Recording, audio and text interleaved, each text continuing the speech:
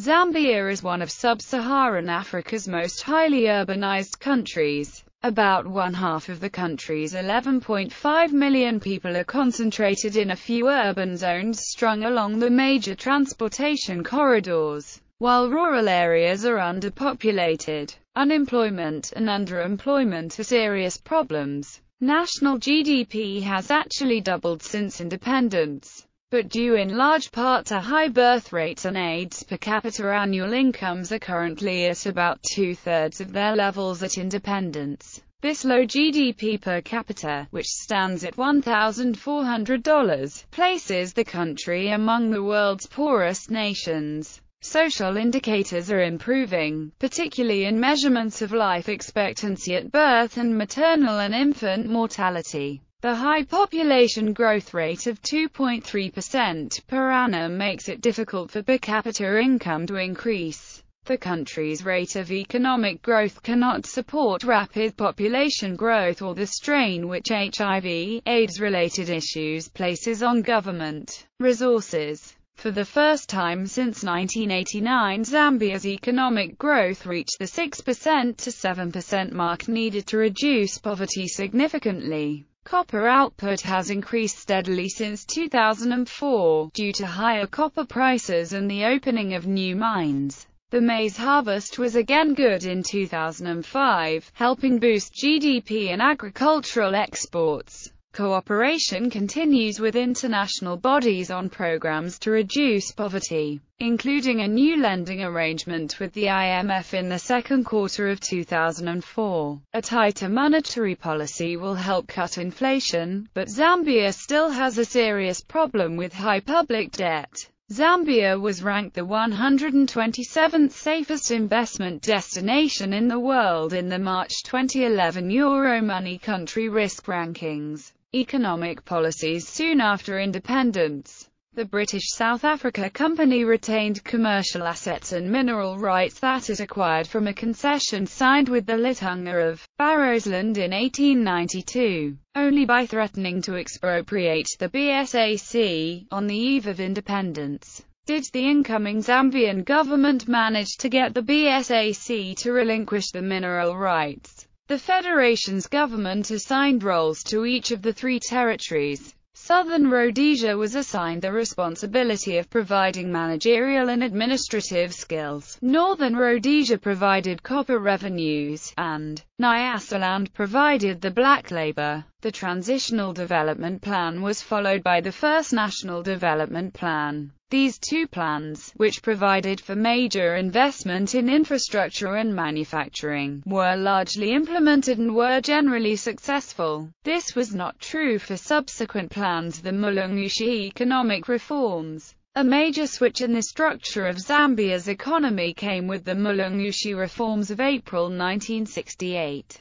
The government declared its intention to acquire equity holdings in a number of key foreign-owned firms, to be controlled by a parastatal conglomerate named the Industrial Development Corporation. By January 1970, Zambia had acquired majority holding in the Zambian operations of the two major foreign mining corporations, the Anglo-American Corporation and the Rhodesia Selection Trust. The two became the Nchanga Consolidated Copper Mines and Roan Consolidated Mines, respectively. The Zambian government then created a new parastatal body, the Mining Development Corporation. The Finance and Development Corporation allowed the Zambian government to gain control of insurance companies and building societies. However, foreign-owned banks successfully resisted takeover. In 1971, INDECO, MINDECO, and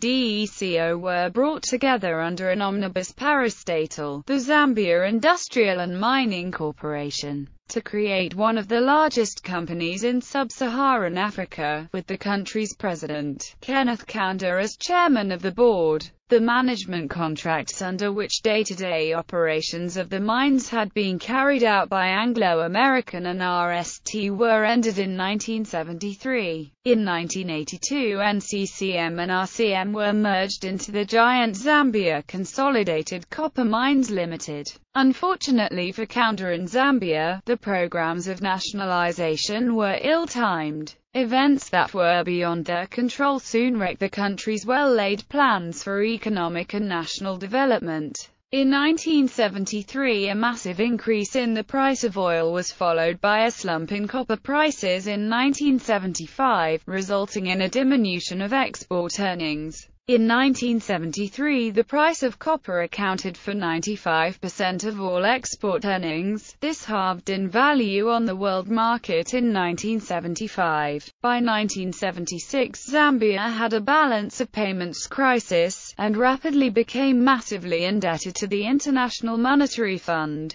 The Third National Development Plan had to be abandoned as crisis management replaced long-term planning. By the mid-1980s, Zambia was one of the most indebted nations in the world, relative to its gross domestic product. The IMF was insisting that the Zambian government should introduce programs aimed at stabilizing the economy and restructuring it to reduce dependence on copper. The proposed measures included the ending of price controls, devaluation of the kwacha, cutbacks in government expenditure, cancellation of subsidies on food and fertilizer, and increased prices for farm produce. Counter's removal of food subsidies caused massive increases in the prices of basic foodstuffs. The country's urbanized population rioted in protest. In desperation, Counter broke with the IMF in May 1987 and introduced a new economic recovery program in 1988.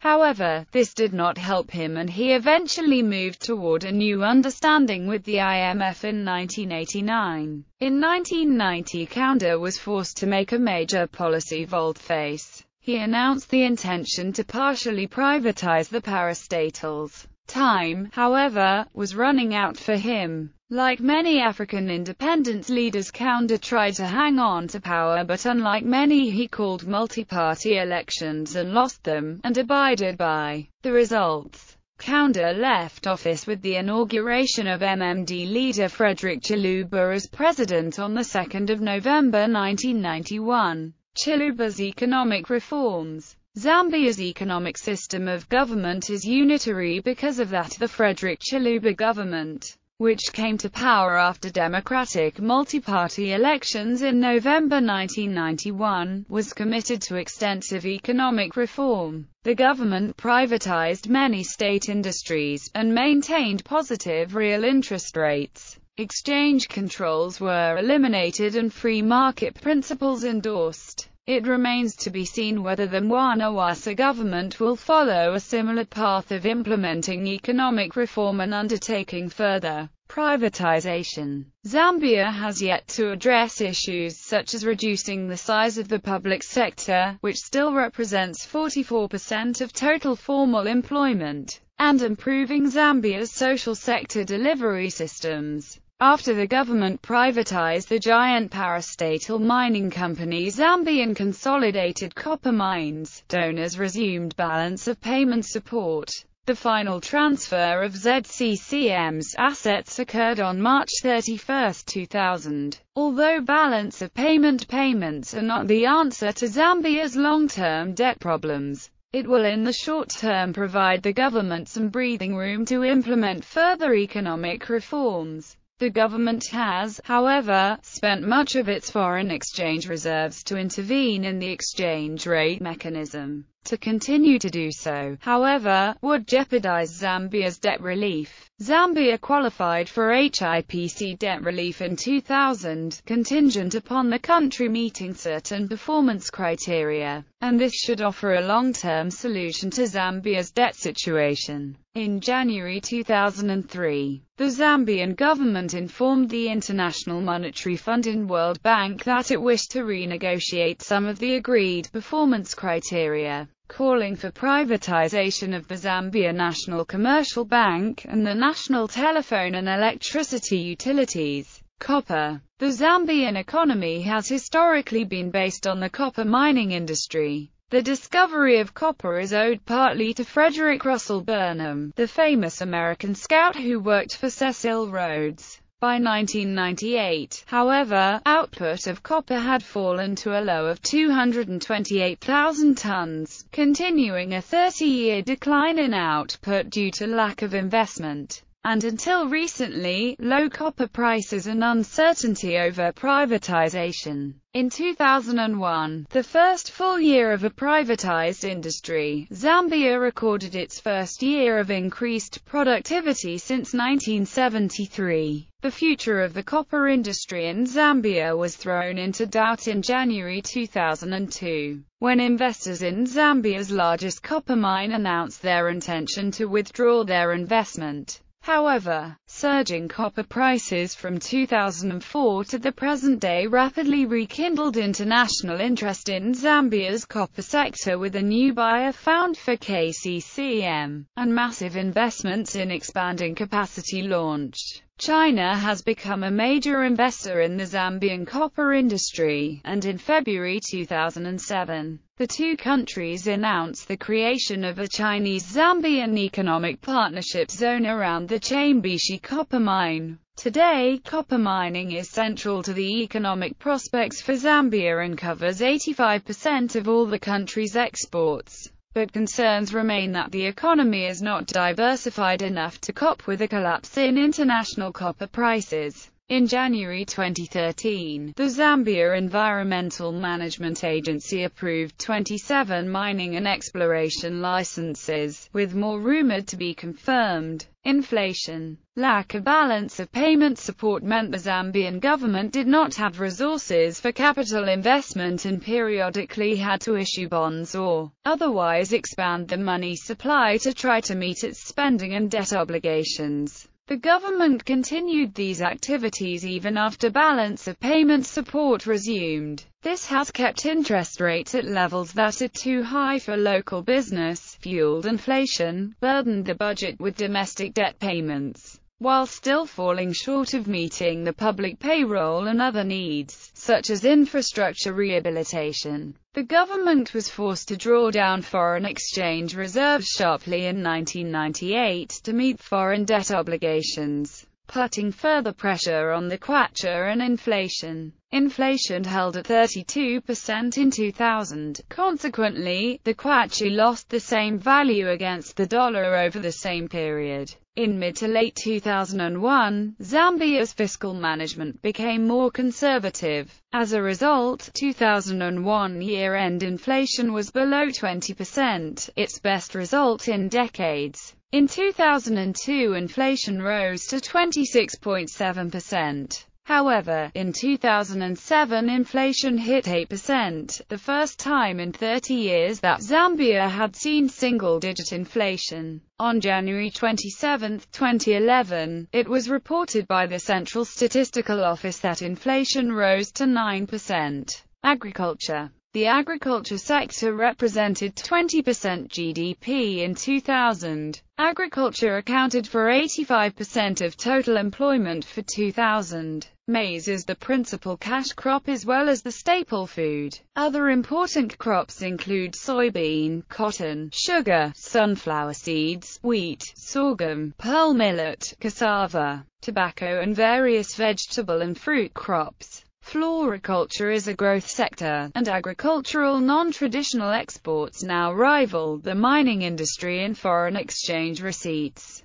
Zambia has the potential for significantly increasing its agricultural output. Currently, less than 20% of its arable land is cultivated. In the past, the agriculture sector suffered from low producer prices, difficulties in availability and distribution of credit and inputs, and the shortage of foreign exchange. Growth. There are, however, positive macroeconomic signs rooted in reforms implemented in the early and mid-1990s. Zambia's floating exchange rate and open capital markets have provided useful discipline on the government, while at the same time allowing continued diversification of Zambia's export sector, growth in the tourist industry, and procurement of inputs for growing businesses. Some parts of the copper belt have experienced a significant revival as spin-off effects from the massive capital reinvestment are experienced.